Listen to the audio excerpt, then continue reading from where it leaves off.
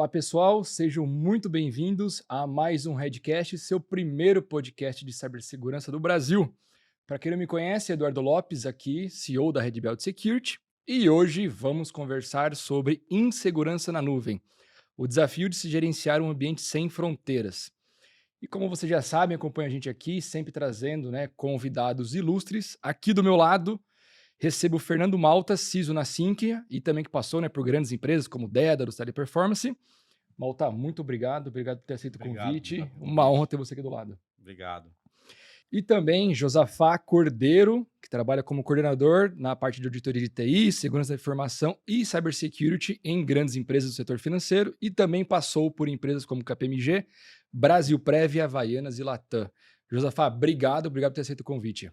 Obrigado. Foi um prazer estar com vocês aqui hoje. Demais. E Mateuzinho. Aí, garoto. Aê, tá vendo? Tô ficando meio preocupado aí. Mateuzinho. Que isso, cara? Vambora. Vambora. 2 metros de altura.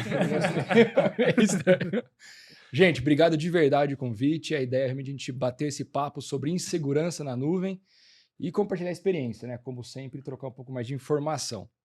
E como gosto aqui de iniciar, sempre trazendo alguns dados, né? Que a nossa querida Gabriela acaba coletando para nós. Teve um estudo aqui da Global, um estudo global da IBM, tá? Que o estudo foi intitulado como State of Cloud, onde entrevistou mais ou menos 3 mil tomadores de decisões em mais de 12 países e revelou que 83% desses líderes empresariais e de TI no Brasil adotaram uma abordagem de nuvem híbrida. E de acordo com o levantamento, a adoção de nuvem híbrida no Brasil é superior à média global, em 77%. Talvez por isso que a gente sente em algumas partes essa insegurança na nuvem. E um relatório da Microsoft também, State of Cloud Permission Risk Report de 2023, e a empresa constatou um comportamento de 280 milhões de usuários de suas soluções em todo o planeta. E aí, claro, pegando basicamente todos os países. E aí, números que realmente assustam sobre identidade, tá? O número de identidades existentes para acesso a sistemas corporativos supera o número de pessoas, ou seja, quantas identidades eu tenho em um sistema para cada pessoa. E esse número supera de 10 identidades para uma única pessoa. Que mais de 50% das identidades são super admin, ou seja, que tem realmente acesso a basicamente tudo.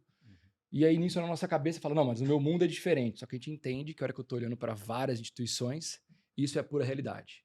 Às vezes é muito mais fácil, né? Aquele rapaz, aquele coordenador de TI, de infra como um todo, ele ter acesso à administração completa, em vez dele ter 2, 3 usuários. Um é para administrar talvez outros colaboradores, outro é para fazer acesso em nuvem e daí em diante. Ele acaba permitindo que um único usuário faça tudo e isso acaba gerando uma baita insegurança.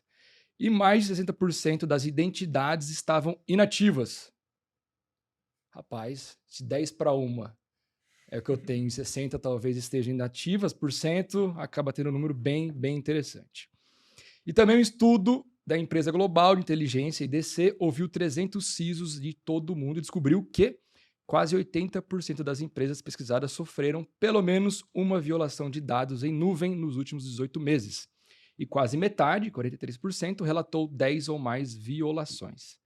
Eu vou parar de ler esses relatórios aqui, que parece que eu estou trazendo caos. Vai escorrer uma lágrima. Não, Vamos ter desativações de nuvem em massa.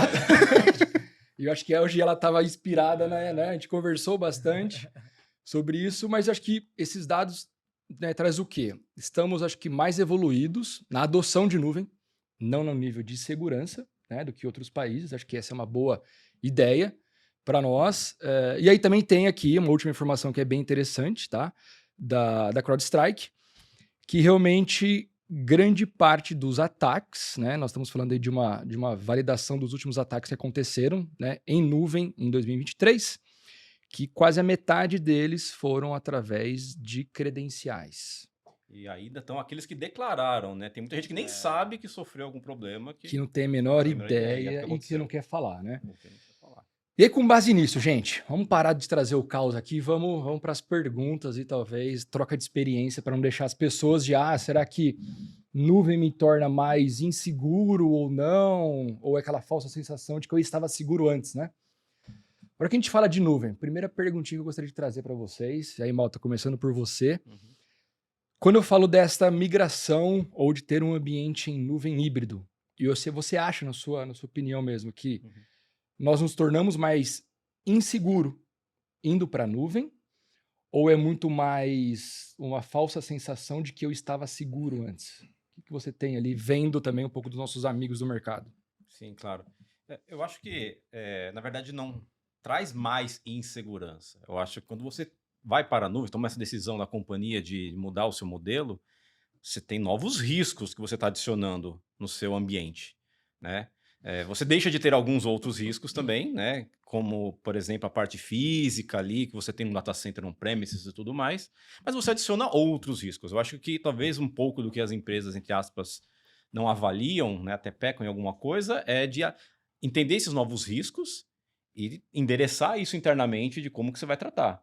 Entender que em um novo modelo você tem que ter outras ferramentas, outras soluções, processos que te suportem nesse novo ambiente, né? Perfeito. Mas não que seja mais inseguro, não, é a questão de você realmente mapear o que é mais relevante e traz mais risco para a companhia, né, nesse sentido, né? Perfeito. O que você acha, Josafá? Acho que, complementando aqui o que o Malta falou muito bem, é bem bacana essa visão. A gente tem que entender que, de fato, a gente está adicionando novos riscos ao nosso ambiente de controle. A nuvem é só mais uma tecnologia que a gente vai absorver e que temos que aprender evoluindo com ela. Perfeito. O que a gente sente assim com experiências de passagens de on-premises para nuvem é o quê? É a pressa, é a aceleração dos times. Não existe hoje um preparo antes de se subir em alguns momentos. Suba porque eu preciso mudar meu ambiente em 3 meses, em 1 mês, 6 meses, 1 ano. E não há um projeto, um mapeamento desses controles. O que eu vou fazer para subir na nuvem? Eu tenho uma pipeline para subir, para criar uma build ali, de fato, uma golden image segura? Eu tenho mapeado quais são as contas que vão utilizar, onde são esses ambientes, quem são as pessoas que precisam ter acesso?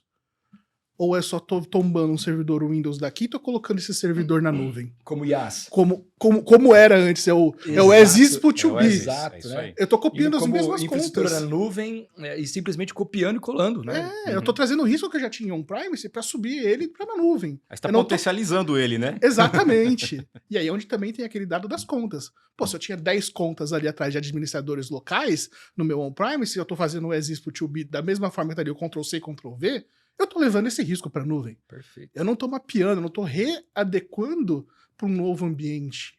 Eu tô simplesmente tombando. Quando você só simplesmente tomba do on-premises para nuvem, você vai trazer risco. Você vai exponenciar seu risco. E é por isso que a gente tem as estatísticas tão alarmantes, chocantes, e que dá vontade de dar uma choradinha abraçado no Total. travesseiro, né? E aí acho que o que fica me martelando logo nesse começo de bate-papo aqui é por quê? Por que essas estatísticas são tão tensas assim? Ou por que ainda existe essa mentalidade, essa cultura de alguns líderes de TI, de segurança também, de fazer essa migração correndo para ontem, sem pensar nos riscos que já existem e sendo potencializados? Existe vocês veem algum ponto comum nessa elencação de problemas? Olha, que eu vi um pouquinho de mercado nesse sentido, assim, tem uma decisão muito financeira interessante, né? Que eu acho que isso aí acaba chamando bastante atenção, coisa que alguns anos atrás a nuvem ainda era um desafio financeiro, agora está muito mais fácil. Então acho que isso ajuda a convencer. O ponto e é isso que o José falou corretamente, eu acho que tem que ter algumas etapas aí, né, nessa decisão. Não dá para fazer um as is. Até porque você não vai usar de toda a capacidade da nuvem. Então, quando você toma uma decisão, você tem que levar em conta também que as aplicações estão preparadas para isso. Sim, Né? pegou um ponto que eu ia falar. Exatamente isso. Então, assim, esse acho que é um dos primeiros pontos a serem mapeados. Normalmente, não. É acabado deixando um pouquinho de lado isso e só olha a parte de infraestrutura. Sim. E aí, primeiro, você não usa a nuvem 100% das capacidades. Segundo, você vai adicionar mais risco ao ambiente mesmo. E aí é onde surgem esses problemas que a gente está ainda enfrentando hoje, né? Cada vez mais aí, incidentes, vazamentos, credenciais, esse tipo de coisa. E o preparar a aplicação é exatamente isso, né? Então, minha aplicação hoje ela está rodando, exemplo, qualquer linguagem, independente qual seja, ASP, .NET, PHP, o que for, dentro do meu servidor aqui, em infraestrutura. Eu subo ele para a nuvem, eu tenho risco de gastar mais, porque eu vou estar querendo subir um baita de um servidor, backup, storage, aquelas coisas todas. E eu não estou usando a nuvem, como você falou. Eu não peguei a minha aplicação antiga, legada talvez, e transformei ela Modernizei. em microsegmentação, de fato, reduzi riscos, tirei talvez usuário e senha em hard code ali, né, travado de fato no código-fonte. Não vou talvez suspender contas de usuário porque eu não sei o que vai parar. E aí você começa a gerar vários e vários. Nós tivemos, né, um grande amigo que é cliente parceiro, Sim. onde a estratégia para nuvem não foi baseada em talvez redução ou talvez em melhoria, foi assim, acabou, nós estamos fazendo uma segmentação aqui da empresa e temos tantos meses para migrar para a nuvem. E aí tinha uma pergunta que eu ia fazer aqui para vocês, é se fazer essa migração, ela de fato gera mais vulnerabilidade. Acho que pelo ponto que nós estamos vendo, depende da configuração. Sim. Vai depender muito do tipo dessa migração, né? Depende, quando for fazer uma migração, por exemplo, eu tô ativando os controles de segurança que a própria nuvem me atribui. Perfeito. Porque a partir do momento que eu começo a ativar esses controles de segurança, quando você entra numa AWS, cria um container, ele tem já uma série de dispositivos de segurança que, se você minimamente cumprir ele, você está melhorando o seu ambiente. Mas o que a gente vê no preciso subir para amanhã, preciso subir em um mês, preciso cortar em 6 meses tudo que está aqui e colocar na nuvem, para o cara fazer esse tombamento ali dentro da nuvem, o que ele faz? Ele começa a desativar os controles. Exato. Porque ele sabe que se ele ativar aquilo, vai demorar mais, porque ele vai ter que corrigir. Se ele tem que corrigir, ele não vai cumprir o prazo. E aí é onde começa a assumir-se riscos e exponenciar a sua vulnerabilidade para um ambiente que talvez você não tenha total controle. Até que a gente lembra que no início da nuvem, né, da adoção da nuvem, a gente viu muitas empresas terem exposição de dados por falta de configuração, né? Por deixar um storage aberto, um Gloob ali Sim. desconfigurado. Um S3. Um S3, um bucket, era o que mais tinha. Bucket S3 aberto Aberto, até hoje se encontra. Até né? hoje, se você botar um find no Google, você vai pegar. Vamos explorar esse ponto um pouco mais, que eu acho que ele é relevante para a maioria. Quando começou-se a adoção da nuvem, eu escutava muito e, de verdade, infelizmente, ainda escuto muito, que a nuvem é segura. Se eu coloquei lá, tá seguro. Ainda existe, na minha percepção, eu vou usar a mesma palavra, a percepção de algumas pessoas de que tá na nuvem, tá seguro. Faz sentido, você mencionou muitos controles, e aí acho que a gente já está aqui dando a resposta também da pergunta, que não existe uma nuvem segura por si só. Existe uma nuvem que tem uma segurança física e de alguns controles já que você não precisa fazer por estar na nuvem, mas tem outros controles todos que é responsabilidade de quem está usando a nuvem configurar e garantir que os riscos estão sendo mitigados, certo? Que controles seriam esses, além de controle de acesso, etc? Vamos explanar isso um pouco mais para a turma? Bacana. Eu acho que, pega um pouquinho do começo da sua frase, as pessoas no começo da adoção da nuvem falam, a nuvem é segura. Eu acho que se associou muito no começo a nuvem segura quanto à disponibilidade, a backup. Porque antes eu tinha meu on-premise, aquele servidor que eu tinha ali que tinha uma demanda, e se eu quisesse aumentar, eu teria que aumentar meu servidor fisicamente, a nuvem me deu essa segurança de aumentei minha demanda, vou precisar, nessa noite eu preciso vender mais o ingresso para um show, automaticamente essa banda vai aumentar. Perfeito. Então acho que se associou muito a palavra segurança à disponibilidade. Legal. Mas não, de fato, a segurança de comprometer arquivos que eu tenho lá. E aí, puxando agora controles, eu acho que se a gente pensar nas esteiras de pipeline, a gente consegue ter alguns controles. Eu tô criando uma build, eu tenho uma Golden Image para subir um container dentro da nuvem. Essa Golden Image, ela é testada?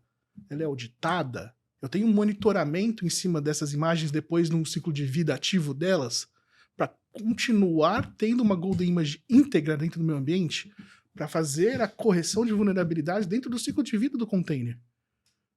Não é só construir e colocar ela bem lá. Eu preciso fazer a continuidade dessa ação. Preciso ter monitoramento desses containers para garantir que eles continuam seguros. Não podemos esquecer que um container é um servidor que vai receber aplicações e vai receber outros dados. Então ele precisa se manter vivo, manter íntegro. Eu tenho algum DLP para proteger meus dados ali dentro? Um Skyline? Um CASB? Perfeito. Eu preciso proteger meus dados. Eu tenho que saber se meu dado vai fugir. Se alguém está vazando algum dado ou tentando vazar. Eu tenho... Como que é meu controle de Breaking Glass? Quem tem acesso ao Breaking Glass da minha nuvem? Deveria ter esse acesso? Aí a gente pode também fazer um tombamento para Azure. Como que está meu Azure AD? ele está sendo configurado junto com o meu AD on-premise, onde eu faço o single sign-on deles Perfeito. e eu replico as contas, ou eu estou criando conta em um lugar e também replicando outra conta no outro. Ou seja, eu vou ter 2 controles de AD, 2 controles de acesso.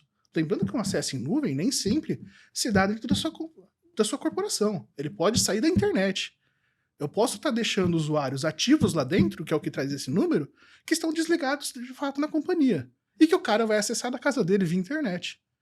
Tendo acesso a um Azure, ele tem acesso a qualquer pacote do Office. Ele pode entrar no seu SharePoint, ele pode ter acesso aos dados.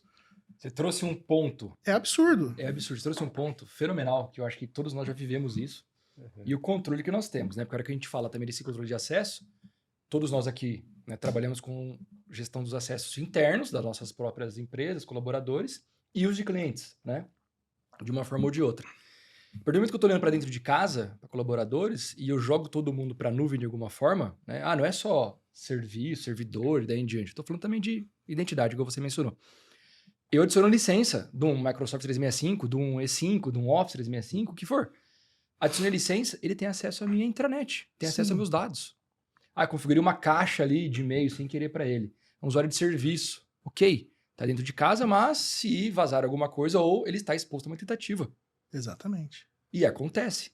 Tem o meu AD ou tem o meu AD local? E aí eu tenho o que entre eles? Um ADFS? Tá seguro, não tá seguro? Então são coisas que a gente vai levando para um caminho que, a gente se perde, né? E aí, de fato, eu acho que voltar pro ponto, né, Malta, Josafá, que vocês comentaram, de mapear o que tem que ser feito ou o que foi feito, revisitar, entender se é a melhor prática, eu acho que é um caminho, certo? Sim. Não, e isso que foi colocado aqui, né? Se for ver, esses itens são coisas que já existem, até no mundo on-premises. Entendeu? Ninguém tá falando, LP já existe, você já deveria ter um controle de pipeline, não é novo pela nuvem em si. Acontece que quando você faz essa mudança, aí de novo entra na exponenciação dos riscos que aumenta absurdamente, porque agora você não tá mais dentro da sua casa, você tá abrindo para o mundo. Então, assim, essa falta de controle que você já tem hoje, é isso que você tem que levar em conta quando você tá levando uma migração como essa, né? De levar esse ambiente abrindo para o mundo. Então, Não, demais. E vocês acham que o fator de antes, né, nós falávamos de segurança, né, nós sempre trabalhamos, né, com a parte de segurança, a hora que subia um servidor ou algo do tipo, eu estava dentro de casa, eu sabia que qualquer pessoa que fizesse ali uma configuração errada, eu tinha uma borda boa protegendo e não estava exposto para a internet. E vocês acham que agora com nuvem e talvez equipes de infraestrutura podendo subir serviços, servidores sem uma prévia, gera também essa insegurança? Sem dúvida, né? De novo, a gente volta nos controles lá. A gente está exponencializando isso. Quando a gente está criando esse ambiente, né? Principalmente durante a migração, normalmente, a primeira barreira que a gente enfrenta já desliga alguma coisa, né? No primeiro bloqueio, você já, não, vamos desligar esse controle de segurança aqui, porque ele é o que está barrando, e normalmente continua assim. Né? Perfeito. Você tira ele e continua sendo barrado de alguma forma. Também, pode ser pior ainda. E segurança geralmente tem que provar o contrário, né? Não, o AF tá bloqueando. Cara, eu vou ter que provar que não é o AF que tá fazendo o bloqueio. É o contrário, exatamente. Então, esse é um desafio nosso também de segurança, né? De poder suportar as equipes, né? E dar subsídio para eles explicando os motivos, e inclusive a área de negócio também, dos porquês a gente está precisando daqueles controles, né? Baseado nesses novos riscos, do que simplesmente ir lá e desligar as coisas, né? Vai deixar o ambiente ainda mais exposto. É isso aí. Complementando, é bem legal também pensar nas configurações de tenant, né? Existe, sim, um fato de você trazer essa nuvem para te deixar privada, onde ele só vai acessar através de IPs conhecidos dentro da sua rede. Perfeito. Então você fecha o cercadinho, mesmo que eu esteja na nuvem, eu tenho um ambiente on-premise controlado dentro dela, desde que eu faça uma configuração correta, desde que meu tenant está seguro, desde que eu conheça o range de IP que vai acessar eles. Então existe uma configuração de trazer isso de uma forma mais confortável para dentro de nós. E aí a gente tem um outro cara, que é o negócio chamado de o que eu tenho de clouds governadas dentro do meu ambiente e o que eu tenho de clouds não governadas. Vou dar um exemplo aqui. A cloud governada é aquela que eu, TI e segurança, conheço, que está dentro da minha raiz de conta do AWS, da Azure. Eu sei quais são os containers que estão lá, quais são os ambientes, quais são as contas, seja administradora, seja perfil local. Eu conheço aquilo. Agora imagine o seguinte, eu tenho uma área de marketing que vai fazer uma campanha agora pra Páscoa. Ela foi lá sozinha com seu cartão corporativo, contratou uma sales. Não passou pela área de compras, por mais que tenha na política de segurança, de TI. Não avisou TI, não avisou segurança. A gente nunca viu isso acontecer. Nunca acontece. Não chama Shadow IT. Não. É totalmente hipotética essa situação, tá, gente? Exato. Não acontece. Vamos Fiquem imaginar. tranquilos. Vamos imaginar. Então ele contratou com seu cartão corporativo, não avisou ninguém, simplesmente colocou um ambiente numa nuvem, disponibilizou uma base de clientes da qual ia participar daquela promoção. Vamos chamar essa base de base LGPD, que tinha CPF, nome, endereço, renda, público-alvo. Disponibilizou numa nuvem com contas públicas, onde o arroba é um arroba hotmail, porque ele não quis pôr o arroba do emprego dele, porque, de fato, se ele colocar um arroba do emprego dele, ia chamar a atenção. E ele tá com os dados do cliente, da empresa que ele trabalha, numa nuvem que você não conhece como segurança, que você não conhece como CIO da empresa, mas que tá ali vulnerável e que o cara acessa da conta particular dele. Esse, de fato, é o maior problema. É a nuvem que tá não governada, que foge de todos os controles e que hoje é facilmente contratada. Esse é o nosso maior desafio. É capturar esse tipo de contratação e como que eu posso proteger os dados da minha empresa. Agora eu quero ver essa turma sair do outro lado. Agora a gente jogou o problema na mesa. Bora lá. Quero ver a solução. Não, mas ó, eu vou deixar com você, tá? Mas o legal foi, você explicou de forma muito lúcida um Shadow IT, né? E antes de eu falar o Shadow IT, você matou Shadow IT para quem está nos acompanhando entender, de fato, na prática. Mas o que é Shadow IT? Ah, é aquela internet que as pessoas... Não, calma aí, eu tô falando também de nuvem não governada, que devido à aceleração das grandes empresas hoje, das menores, todas querem ter agilidade de uma startup e você ter o cartão próprio, você ter o seu próprio budget para subir as suas ações e seguir. E não precisar de tudo, né? E para não virar aquele blocker, igual nós já fomos conhecidos no passado. E aí, meu querido? É fácil, né? Fácil resolver. Acho que essa foi uma das grandes vantagens, né? Vamos lá, trazendo a parte boa, né? De que agilizou todo o processo, né? Então, deu autonomia, né? A gente vê muito nas empresas BUs, né? De negócio, indo atrás de dos serviços, às vezes montando equipes de tecnologia ali para poder tocar as coisas. E do ponto de vista do negócio, é bom. Né? O problema é quando a gente precisa trazer isso para o contexto de segurança, que tem algo que é difícil. Bom, assim, é difícil de proteger aquilo que a gente não vê. Né? Então, acho que esse é o grande ponto. A gente pode tentar falar de algumas soluções aqui, mas algumas coisas que nos dão visibilidade vai ser o modelo ideal aí para a gente poder pelo menos saber o que está acontecendo. Ó, tem alguma conta cadastrada aqui com meus dados da empresa, o nome da empresa, alguma coisa tem que apontar para a empresa. Então, Perfeito. algumas soluções de posture management, tal, que a gente consiga enxergar várias nuvens, que possa trazer isso para dar visibilidade para o time corporativo de, poxa, agora vamos implantar os standards padrão aqui. Ativar o básico que tem cada nuvem, tem lá N controles que, por si só, já ajudam bastante, né? Como não ter um bucket aberto, coisa nesse sentido. Né? Então, acho que dá para começar a conversa aí. Alguma coisa que a gente consiga ter a visibilidade mais abrangente desse ambiente. Né? Gostei. Teve um grande parceiro que ele anunciava promoções de sábado na Globo, né? E dinheiro próprio da área de marketing, da área, né, desenvolvimento de novos negócios e tudo mais. E aí desenvolver, a gente tinha essa mesma preocupação. Não, na hora que ele pegar ali e registrar algo relacionado à empresa principal, vai precisar trocar um DNS ou apontar alguma coisa, a equipe de TI vai descobrir. Não, a equipe de marketing foi diferente, né? Eles conseguiram criar algo do zero. Né? Inovadores, por assim dizer. Pô, para atrelar precisa registrar o DNS em conjunto, vamos atrelar um DNS novo. A gente detectou, porque foi como se fosse um threat intel, um site de phishing. E era a ação real. Só que nesse site, para você ter ideia, tinha cadastros, como você mencionou. CPF, dados, interesse. E virou uma preocupação tão grande, porque subiu num lugar que estava sem, né, monitoramento. Sorte que ali a programação pelo menos estava segura. Mas é aquilo, ali foi de fato na veia uma nuvem, né, não gerenciável, né, não gerenciada e que a gente não encontrou por uma parte de phishing. Porque se você tem, igual você mencionou, vocês dois mencionaram no começo, uma nuvem inicial, onde eu configuro as coisas de uma forma já garantia, né, como se fossem bloqueios mestres, né, para tudo que eu subir não estar exposto, daí em diante eu já tenho um nível, mas esse papo é uma dor, eu acho que real de todo mundo. Sem dúvida. Aí você mencionou essa parte interessante do threat intel, né? Que nesse ponto acaba também identificando e ajudando a gente a saber o que está acontecendo ali. Fala, pô, mas tá com cara de phishing, tá com cara de vazamento? Na verdade, não, é legítimo mesmo. Será que é daí que surgem serviços novos também? Com certeza, exemplo, o novo, né, Surface Management, eu entender o que você tem exposto para a internet, né, Attack Surface, daí em diante. E a ASM, as siglas, deve ser por isso, né? O problema aparece, o atacante é inovador mais do que nós, muitas vezes, muito mais acelerado, tem muito mais dinheiro em jogo para eles. Eles criam um tipo de ataque, a gente corre atrás para bloquear.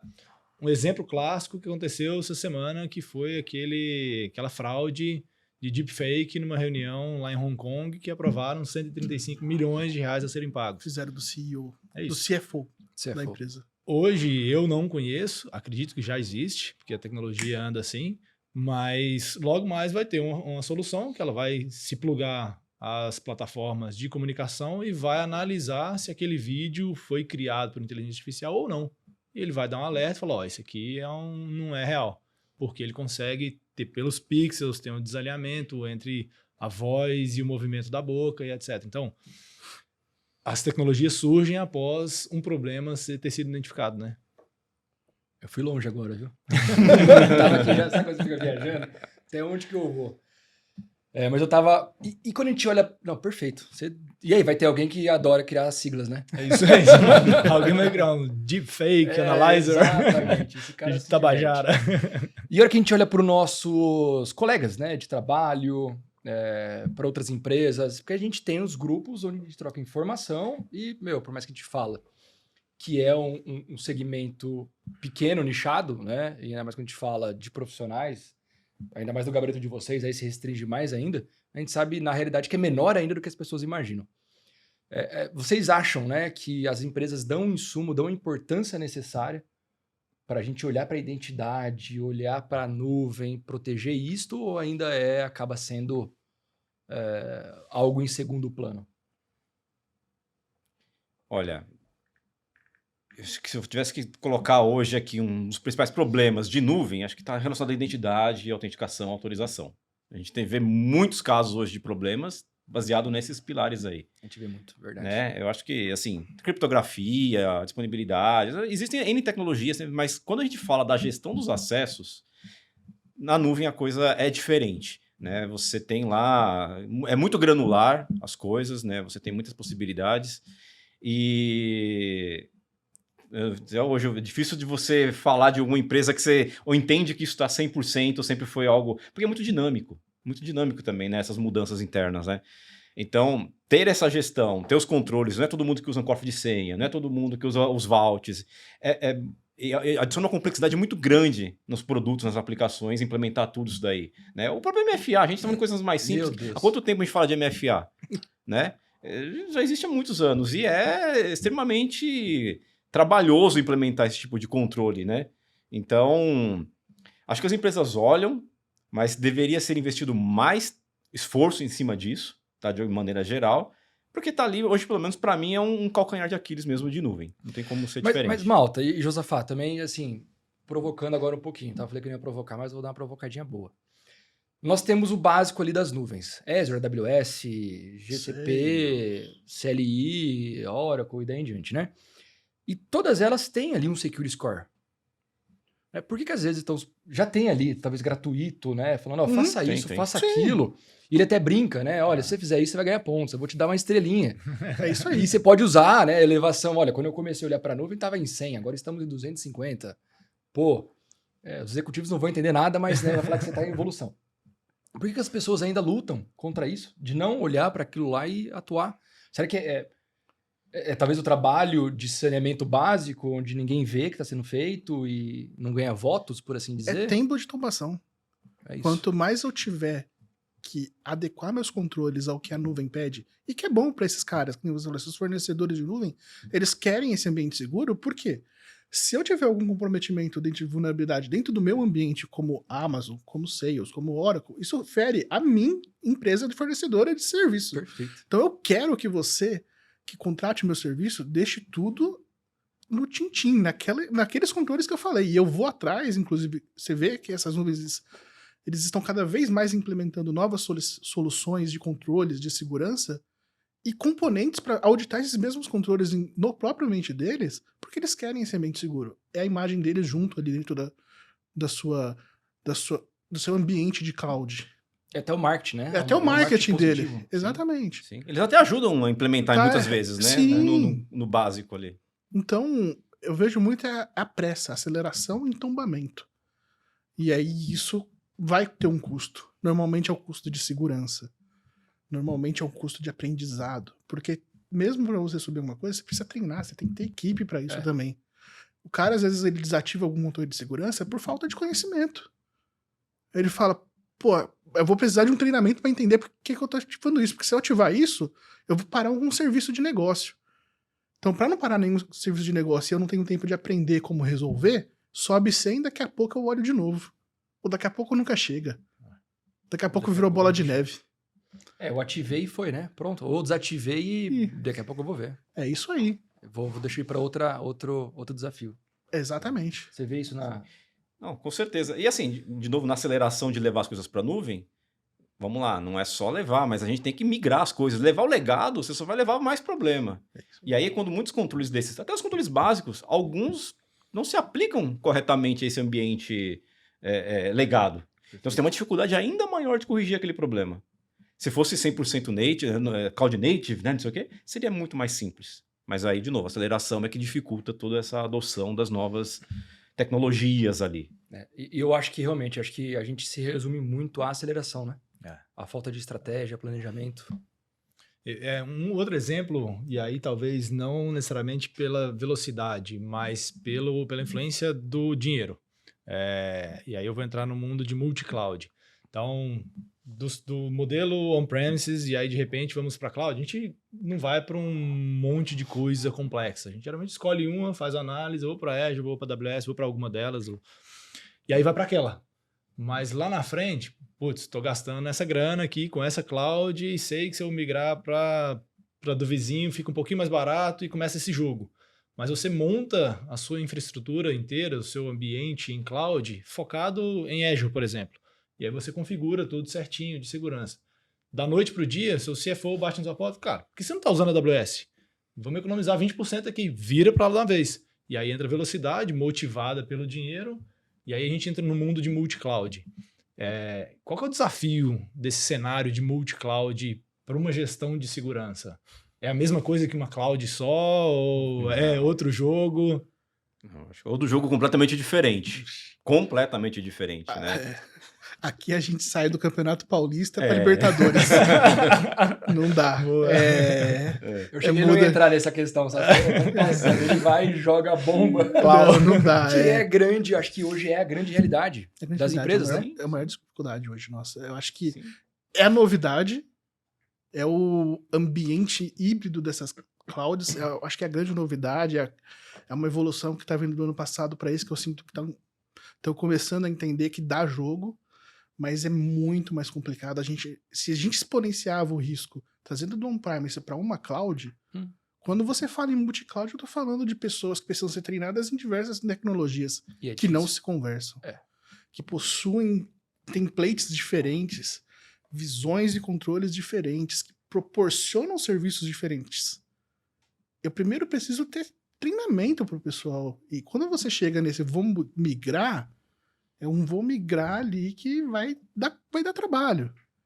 E vai complicar seu ambiente. Talvez essa redução de 20% só vai se pagar daqui a 10 anos, porque o tanto de problema que eu vou consumir nesses primeiros para fazer essa migração de multi-cloud, sem um preparo, sem um treinamento, sem entender o que eu tenho diferente de controle de uma cloud para outra, de configuração, de hard code também. Fica difícil. É a mesma coisa, né? Do on-premises para cloud, e de uma cloud para outra, tem aplicações que funcionam muito bem em uma cloud. Sim. Em algum momento alguém decide falar, não, mas temos que ir para outra, porque é melhor, por custo, enfim. Tá, mas essa aplicação foi construída para cá, para rodar nesta cloud que tem certas funcionalidades que essas são diferentes. E aí, quando você tenta dar esse jeitinho, né, a chance de dar problema é muito grande. É onde quebra as coisas, cai um pratinho. Exatamente. Onde quebra, é onde eu tiro mais controle. Exatamente. Começa a falar, se não tá funcionando aqui, se eu desativar isso, se eu desativar isso, se eu desativar... Opa, funcionou? Funcionou, não mexe. Precisa subir, tô com o time já apertado. Não mexe que tá funcionando. É aquele servidor que você não tira da tomada que tá rodando em 2000 desde sei lá quando. E tem gente que deve estar nos escutando agora, tá, né, nos vendo, ouvindo, que deve estar perguntando, pô, mas que má decisão, né, você ir para 2 clouds. Mas não é isso, foi o que você falou. Às vezes eu tenho tanto a questão do negócio, pô, funciona melhor ali, eu tenho um profissional especializado naquela outra cloud, que ele me garante que aquele sistema funciona, e é o core business, eu vou subir para lá. E tem também o jogo, vamos lá, o jogo financeiro. Quantas vezes todos nós, todos os clientes, todas as empresas já não foram, talvez, abordadas por um GCP, dando ali a nuvem. Fica lá, testa 1 ano, 2 anos, e a hora que você vê, você tá usando de verdade, tá com coisas lá em produção e que precisa. Não vai sair mais. E não sai, acabou. Essa é a ideia, né? Não, cara, ele vai te pegar ali mesmo. Fica aqui, põe o pé na água. Fica lá com o carro uma semaninha. Vê se você devolve. Não vai devolver. Não vai. Então, assim, é essa observação que é muito importante nós estarmos preparados. Que se em uma nuvem só nós já estamos, né, talvez ali com falta de controle, o que nós vamos fazer quando tiver 2, 3? Fora que nós, né, eu já vi vários e vários ambientes que às vezes estão em uma só. Estou em AWS. Pô, o Azure compensou. Ele muda 100% pro Azure depois. E aí depois ele quer testar GCP. E assim, vai. Vira um retalho. Vira uma loucura. E a gente falou da visibilidade, né? Que já é difícil em uma nuvem, né? Você identificar. Imagina em um conjunto de... Assim, tem soluções também para isso, para ajudar. Mas é muito mais difícil e também tem um certo limite também, né? Malta, pegando essa deixa, né? Se a gente pudesse... E por que eu tô trazendo isso, né? Nós estamos quase no finalzinho já. Tempo passou rápido. Não, muito, cara. Essa eu ficava, de papo verdade. Bom é muito, cara. Muito. diferente. E aí fui pro Papo Nerd às vezes, aí depois voltando nerd. Nossa, daí a gente voa, né? Falei, vai embora. Se a gente olhasse, né, o histórico, é claro que se a gente for pegar tanto o seu conhecimento extremamente abrangente, o seu, né, também sem comparação, a gente não vai conseguir resumir aqui em alguns minutos, mas qual dica talvez você daria ali para quem está passando por tudo isso que nós falamos, né? Seja desde um simples processo ou uma ferramenta para ele entender um pouco mais do ambiente dele ou entender o que ele tem exposto e para ele ter um plano de ação. Olha, acho que quando você está falando de migração, cara, a chave é você conhecer o que você está levando, né? Que às vezes essa decisão, esse conhecimento não está dentro do nosso domínio ali, né? Quando a gente está falando de segurança, né? Mesmo as áreas de tecnologia, às vezes não estão dominando 100% o que está no ambiente ali. Porque o negócio é extremamente dinâmico, está implantando coisa, sobe novo software e tal, e a gente não consegue ter acompanhar. Mas quanto mais conhecer, isso vai dar uma boa ajuda nesse processo como um todo, tá? Segundo, investir talvez em tecnologia, soluções de visibilidade.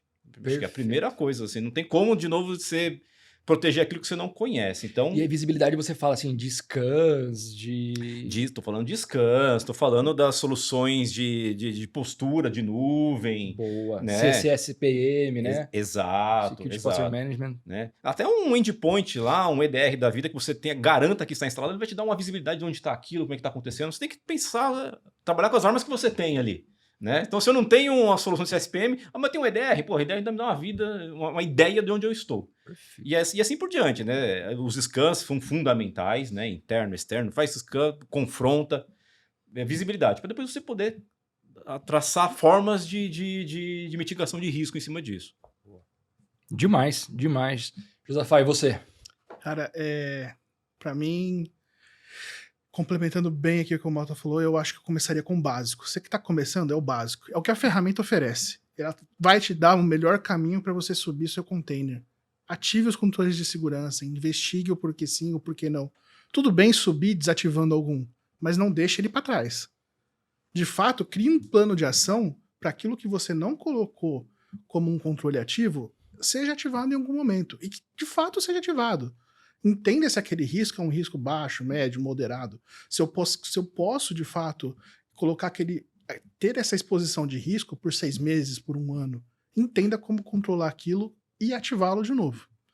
Eu acho que a partir do momento que você começa pelo básico e ativa esses controles, você já começa a ter uma segurança. E o meu outro ponto também é treinamento. Invista em treinamento, invista nas pessoas. Elas estão subindo esses ambientes.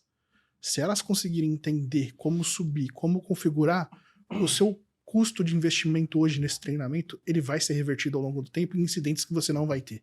Em indisponibilidades, em questões de segurança. Então, vale a pena subir controlado, com treinamento, e entender também que eu posso subir com controles desativados, contanto que eu desenhe um plano para que aquilo seja, de fato, implementado com o tempo. Cara, Tá vendo? eu não tenho um A pra adicionar. Eu também não. E é o que eu falo pra caramba às vezes, viu? De verdade. Sim, fiquei sem palavras, porque o que você começou do CSP, né, M, gente, todas as soluções de cloud têm nativo, basicamente. Ah, não tenho nativo? Pô, eu vou encontrar em Palo Alto, em Trend, em NN, própria Microsoft, própria AWS, todas as soluções possuem. Depois eu vou olhar para, de fato, configurações que o meu próprio ambiente exige ou recomendaram. Que aí eu vou pegar um Security Score, recomendações de segurança. De novo, nativo das minhas próprias plataformas. Só isso daí já vai dar um baita plano de ação. E é um processo de maturidade, né? Não adianta você trazer, você está num processo como esse, migrando, tal, recém-chegado lá, já querer implementar um monte de controle de uma vez, a chance de você não conseguir extrair 100% do que você está colocando é muito grande, porque você não conhece o ambiente, você vai começar a enfrentar os desafios ali do dia a dia, isso vai ficar em segundo plano. Começar com o básico já vai te dar uma boa segurança, né? Como foi falado aqui. Depois, com um certo tempo, aí você traz mais tecnologia, mais solução, mais ferramenta. E aí você consegue ir melhorando. É a maturidade normal do ambiente. É maturidade. Né? E encerrou ali também com a conscientização, né? Conscientização e treinamento, né? Primeiramente. Pô, tem uma equipe daqui de TI, de infraestrutura, nuvem, segurança, o que for. Essa turma quer se desenvolver, essa turma quer dar o próximo passo. Cara, a melhor forma, esses treinamentos, né? Pega a plataforma que hoje é atual da empresa e investe nesses treinamentos. Eu ia adicionar um ponto que faz um double check. E um double check não necessariamente quem implementou ou as pessoas, o time responsável pela implementação, mas traz alguém para testar. Traz alguém para fazer um assessment, traz alguém para olhar se, cara, quais são as brechas aqui. Porque mesmo que a gente siga um playbook, a gente treina as pessoas, a gente faz o básico bem feito, alguma coisa pode não ter sido bem feita do jeito que a gente esperava. Então, consigo atacar aquilo, consigo invadir, alguém consegue tirar uma informação de lá sem a gente perceber, consegue acessar de algum jeito. Eu acho que Com certeza. A área de segurança precisa de paz mental, muitas vezes, que a gente não tem. Então, o mínimo que dá para fazer também, implementa bem feito, mas, cara, fulaninho, vem cá, dá uma olhada nisso aqui para mim, faz um double check, faz sentido. Sim. O carnaval tá chegando, o episódio será após o carnaval. Vocês estão vendo a gente já no passado, no futuro, enfim. Tenho certeza que nós todos aqui não estaremos tranquilos. Isso. Se tiver Profissional de segurança nunca é tranquilo. purpurina no lugar, vai ser em cima do teclado. Gente, brincadeiras à parte, né? Ultrapassamos o tempo aqui. O papo realmente foi muito, muito bom. Bacana. De verdade, agradecer muito, muito, muito, muito, muito. Malta, sua presença aqui demais. Obrigado. De verdade. Obrigado. Josafá, Que isso. obrigado de Prazer. verdade. Espero que vocês tenham gostado. Com certeza. Manda um tchau pra turma aí. Não, obrigado, espero ter contribuído um pouquinho aqui, né, com a experiência e tal, e fico aberto, né, para todos vocês aqui também, qualquer dúvida, fica à vontade. Obrigado mais uma vez pelo convite, viu? Que isso, uma honra. Obrigado pelo convite, Edu, Matheus. Foi sensacional. Acho que se eu puder ter ajudado vocês um pouco aqui, já tô feliz. A ideia de compartilhar o conhecimento é isso daí. Ajudar a gente aí nesse seleto grupo de segurança que não é fácil pro nosso dia a dia. E para quem tá assistindo, dá um joinha para esses dois que vieram aqui hoje, contribuir pra caramba, dá um curtir no vídeo. Exatamente. Aí, É isso chega aí. mais longe. E quando eles falam de dúvidas, é de verdade. Então, assim, aborda no LinkedIn, manda uma dúvida, uma sugestão.